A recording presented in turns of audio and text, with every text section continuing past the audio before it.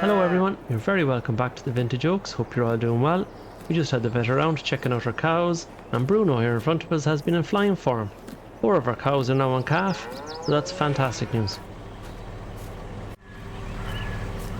Also, while the vet was here, he was checking out our sows, and some great news on that front as well. Billy the boar also enjoyed himself this summer, and all of our sows will be expecting piglets in the next 3 months. So great news all around. As you may notice, we have a small dent in our finance since we last spoke. The local dealer rang me up and asked if I would be interested in a 2-year-old Donnelly silage trailer for 6.5 grand. With only having one trailer and at that price, we couldn't leave it behind, so it was a bit of an unplanned purchase, but it'll definitely help us out when we get around to our maize silage and filling up the pit here beside us. We're now into September 1. And our soybeans have turned black and their leaves have fallen off, so they're ready for harvest. So we'll get that done there first thing this morning.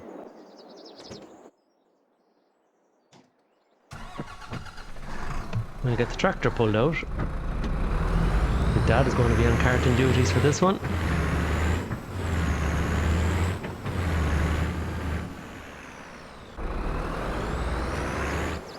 There we go, that's dad away now.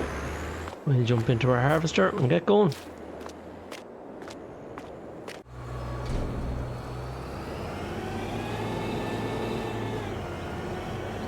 Promised a dry day today. Possibility of a small shower later on this evening, but that may not hit us here. Good drying out, overcast day. So the plan is, as you can see in front of us, the Massey Ferguson is hooked up to our haybine. So the plan is after we've done the harvesting that we'll go get some grass cut, and that could be drying out over the next few days.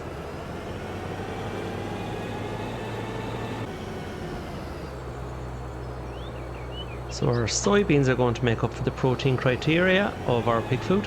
That will be 20% of food requirements for the pigs. We already have 25% of their food requirements coming from the wheat that we've harvested, so that'll be 45% of the requirements needed. All that's left then is our corn, so that'll be ready for harvest when we get into November, and our piglets will be due in December, so we should be all covered on that front.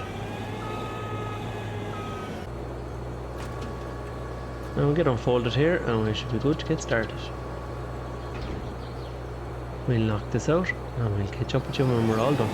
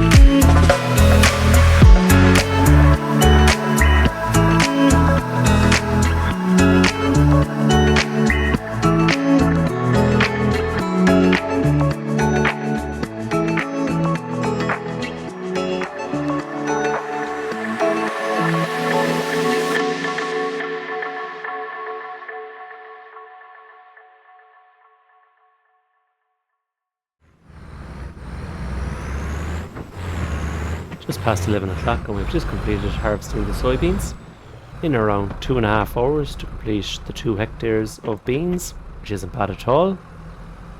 We're expecting to get 10 tonne per hectare, which would give us 20 tonne, which is the capacity of our trailer. But after completing the headlines, we had just under half a trailer of beans, so we tipped that into the silo, finished off the harvest, and this is the remaining beans.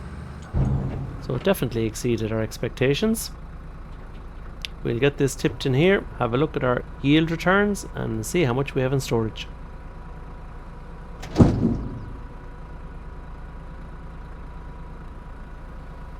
Just having a quick look at our soil information, we can see that the nitrogen levels are critical in all our fields, bar field 110, where we have applied the required amount of nitrogen for the crop type in the field, which is our grass field that we'll be mowing shortly after this.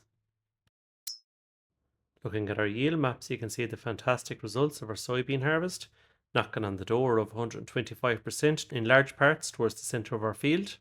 In contrast to the poor yields in field 117 where we harvest our wheat, we'll aim to improve our pH levels and nitrogen levels over the winter period for next year's harvest.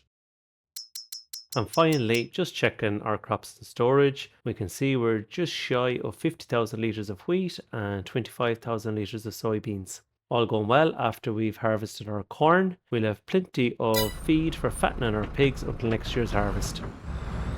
Right, I'll just get this parked up here and we'll catch up with you when we're ready for mowing our grass.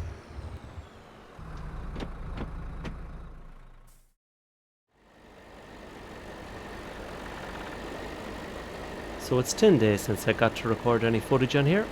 I was 4 days away at a music festival, which was great fun, but I tell you, as you get older, it just takes that bit longer for the body to recover. So between the jigs and the reels, we didn't get to upload any episode last weekend. So we're falling behind schedule, so to keep things moving along and making progress, so I think I'm going to mow this field and ted it over off screen, sleep the night and catch back up with you when we've moved on to September 2 and the grass is ready for baling hay. So we'll get fired up here and motor on with this and catch up with you when it's ready for hay. See you soon.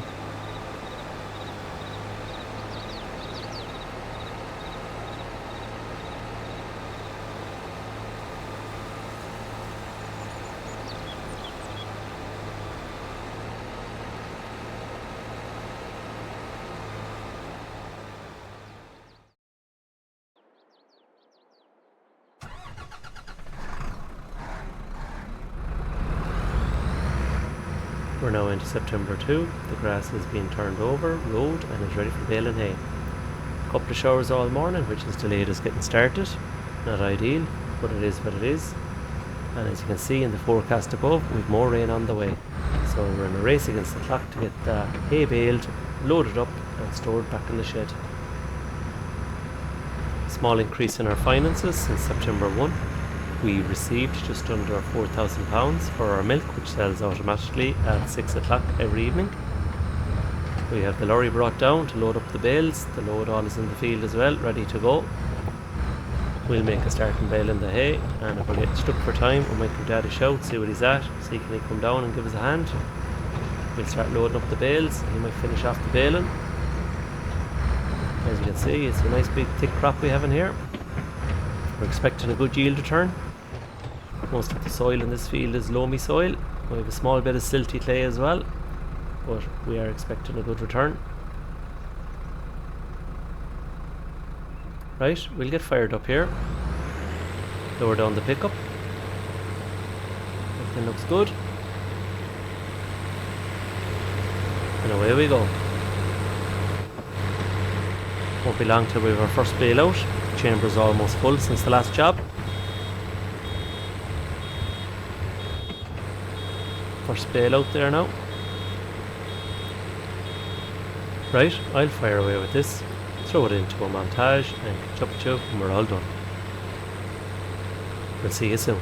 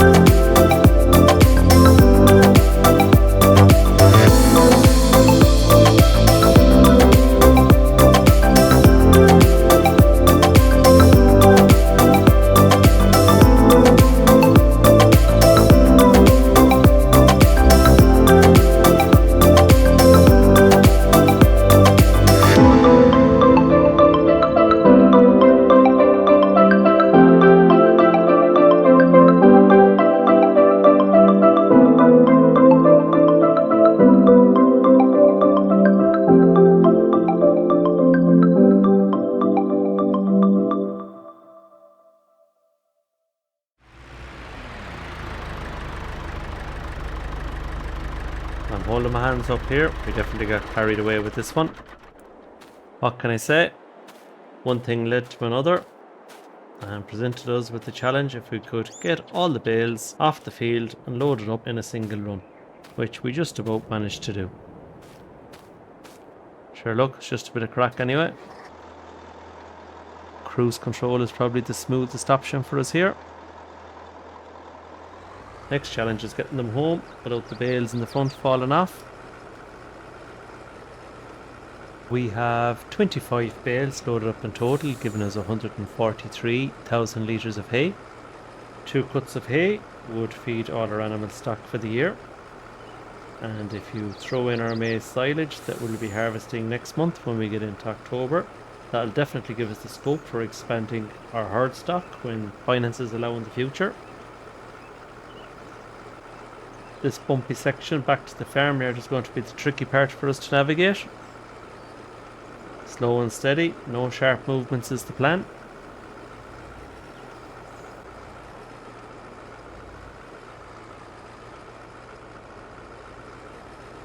We get around this corner now. Oh, jeez, thought they were gone.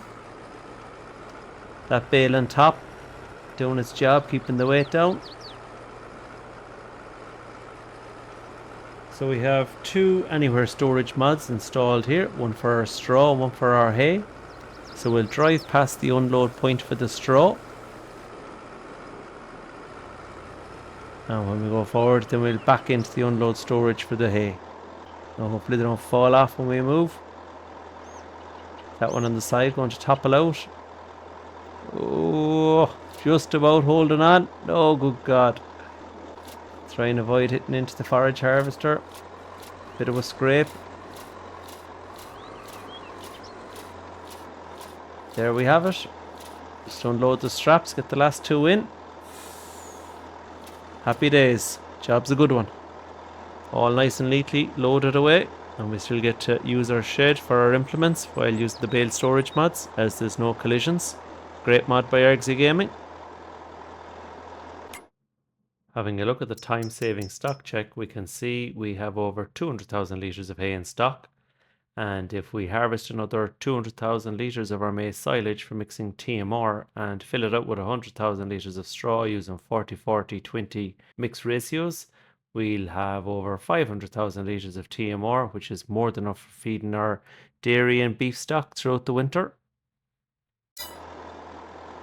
Now, on to our final job of the episode. I'll catch up with you in a minute. So our final job for September will be moving all our calves into a new grass pasture.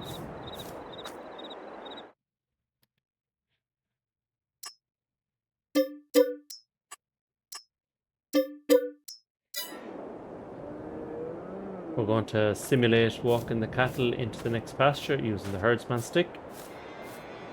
The idea being that a new pasture or grass will keep the calves fed until it's time to bring them into the shed for winter. It'll also give a chance for the grass to regrow in this current pasture before the winter sets in. Plenty of long grass in this paddock anyway to keep them fed until we get to that stage.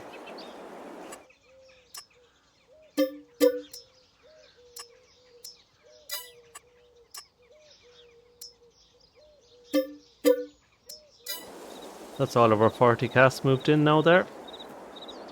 Strangely enough, hopefully haven't lost any along the way. Doesn't appear as full as it did in the other pasture. Whatever the crack going on there is, I don't know.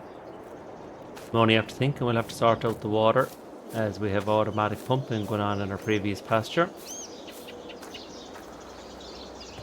But we'll sort that in another episode.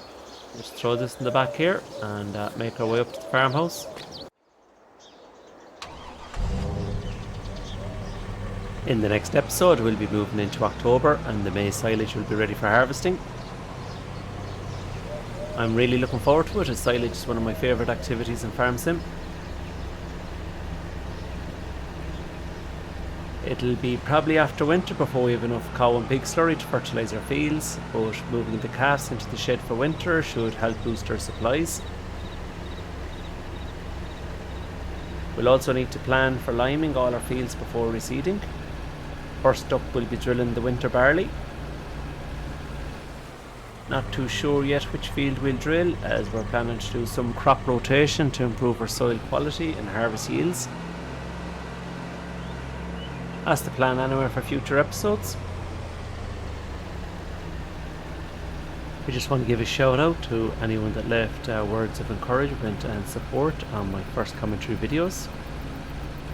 It really is very much appreciated, and I'm grateful for your support, so thank you. Finally, I hope you enjoyed the video. If you did, please give it a thumbs up and consider subscribing to the channel for more content.